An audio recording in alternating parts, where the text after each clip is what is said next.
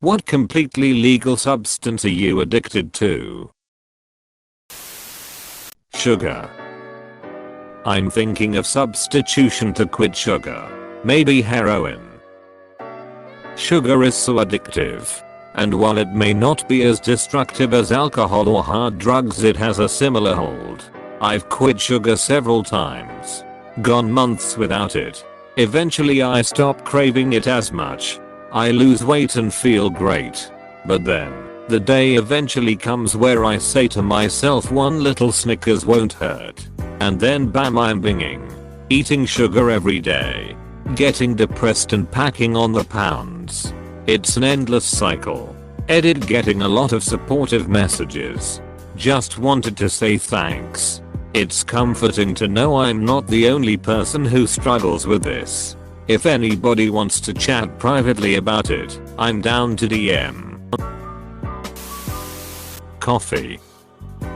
Sometimes I'm excited to go to sleep because I know that tomorrow morning's coffee will be one of the highlights of my day, or rather, about 30 minutes later, when I start feeling pretty darn chipper.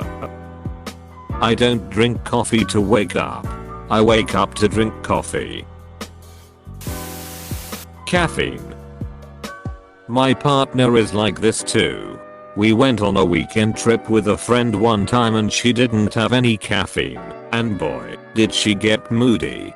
I don't think that any of us, including her, had realized how much of a caffeine dependency she had. We now always make sure that she is caffeinated when we go out. Came here to say this. I think I'm self-medicating with caffeine.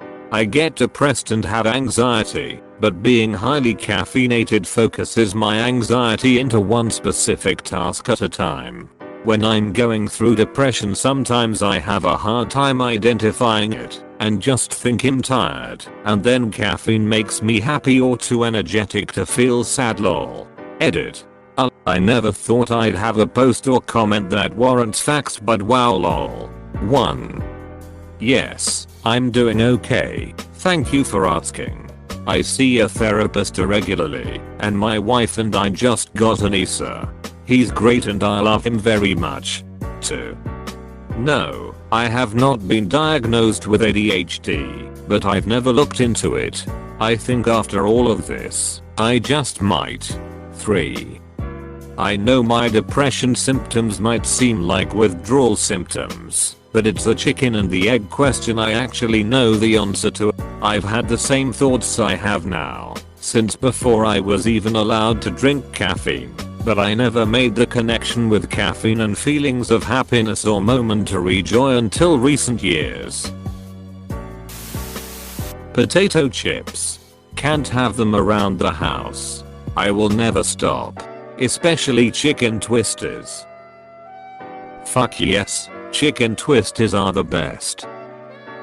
Honey barbecue flavor twist fritters. Time, as in staying up late, without any damn reason to.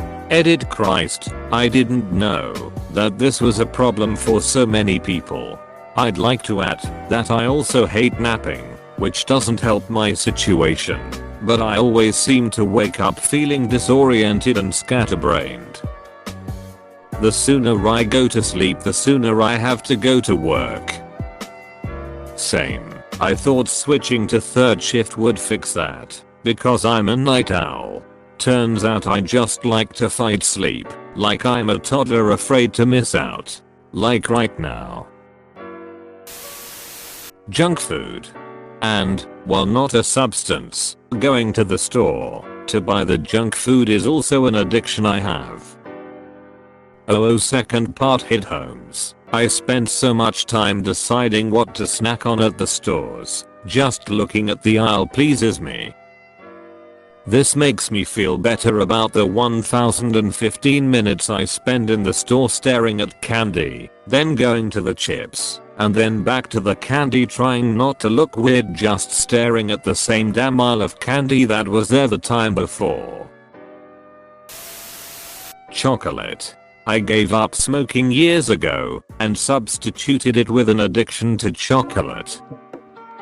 The only thing that stopped my addiction to chocolate was getting diagnosed with Wilson's disease. I wish I was you right now. Chocolate has a lot of copper, and I can't filter said copper out of my body. I gave up chocolate by starting to smoke cigarettes. When I had a cold, I use this nasal spray that shrinks the blood vessels in the nose and makes it easier for you to breathe. It is an over-the-counter drugstore item and you don't need a prescription. Once you stop using it, your nose clogs up, or at least it feels like it, because you used to breathe like a superhero for a week. The longer you use, the worse the withdrawals are. I couldn't properly breathe without it, so I ended up using it for almost half a year. Edit in case someone is interested. I kicked the habit by buying few standard saline sodium chloride spray. It's just salt water that helps clean and treat dryness in the nasal passages. I used one for a few weeks, and while I still had serious trouble breathing through my nose, it greatly helped. I also slept in an elevated position with like 3 pillows.